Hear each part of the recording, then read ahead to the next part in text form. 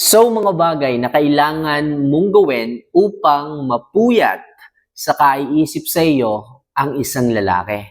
Yes mga kamamay, right after na may apply mo yung mga tips na to sa inyong relasyon o sa isang lalaki o sa jowa mo o asawa mo na hindi ka pinapahalagahan o hindi ka iniisip, sigurado ako, right after na may apply mo to, talagang mapupuyat yan sa pag-iisip sa iyo.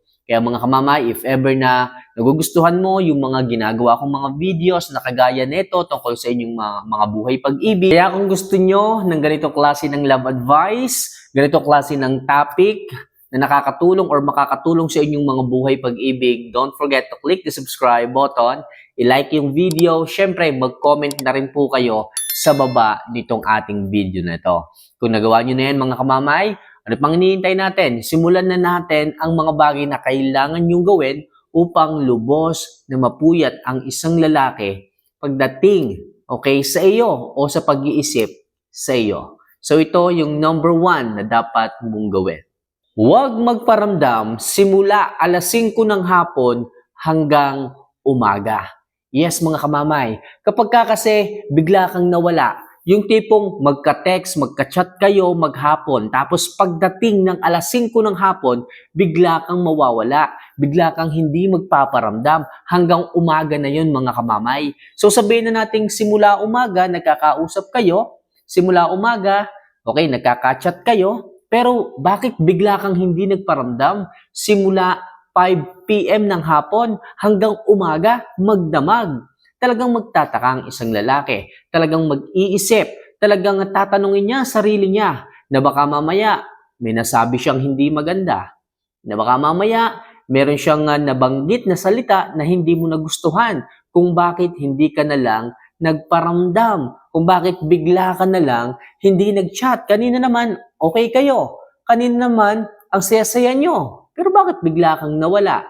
Sigurado ako mga kamamay, right after na hindi ka magparamdam, mula alas 5 ng hapon, dadaan ng gabi, dadaan ng magdamag, wala kang reply. Sa madaling sabi, i-turn off mo yung chat heads. 'Di ba sa Messenger meron diyang yung kulay green na pag nakita mo, alam mong online yung isang tao. So i-off mo 'yon. Ibig sabihin, kahit naka-online ka, hindi niya aakalain o hindi niya iisipin na online ka din sapagkat wala nga yung green yung online dot na kulay green para masabi niyang online ka. So sigurado ako malamang sa malamang, mag-iisip yan, baka abutin niya ng alas 12 ng gabi sa pag-iisip kung bakit hindi ka nagpaparamdam o sa pagtingin sa mga message mo sa kanya. Pero ni isa wala. Diba? So gawin mo yan kamamay. Mula alas 5 ng hapon hanggang magdamag, huwag ka munang magparamdam. So malinaw tayo dyan mga kamamay ha? So next, number 2, iwasan mo at huwag ka palaging makipag-usap ng matagal. Yes mga kamamay, isa po itong susi upang mapuyat sa pag-iisip sa iyo ang isang lalaki.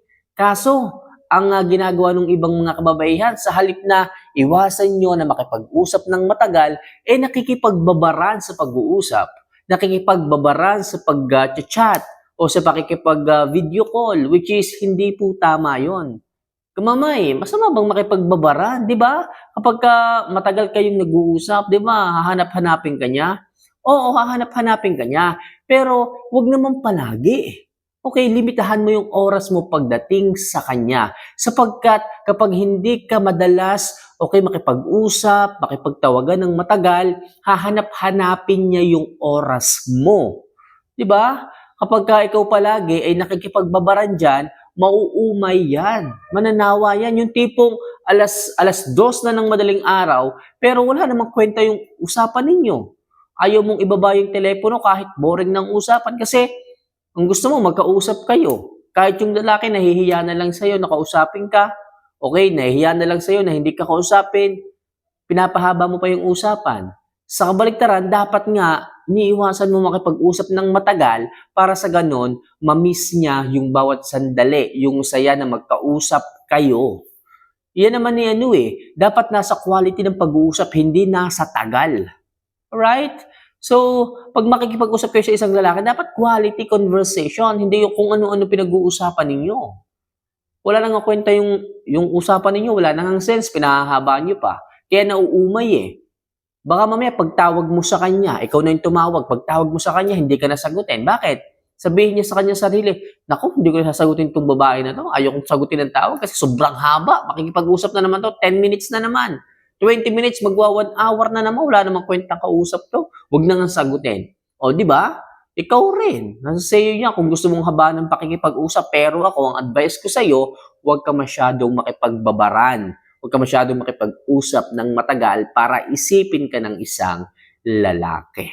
So, maliwanag tayo dyan, mga kamamaya. Kung gusto mong isipin ng papuyat sa iyo ang isang lalaki sa pag-iisip, huwag ka masyadong makipag-usap ng matagal. So, next. Hayaan mo siya na maghintay sa reply mo. Yes, mga kamamay. Babae ka, kaya ang lalaki dapat ang pinaghihintay mo sa bawat sagot mo sa kanyang text. Dapat siya yung naghihintay sa bawat reply mo sa kanya. Tandaan niyo mga kamamay, sa mga oras na nagpaparamdam ang isang lalaki, nagchat-chat, tumatawag, huwag palaging kating-kate o karning-karni ang mga kamay ninyo na hawakan yung cellphone nyo.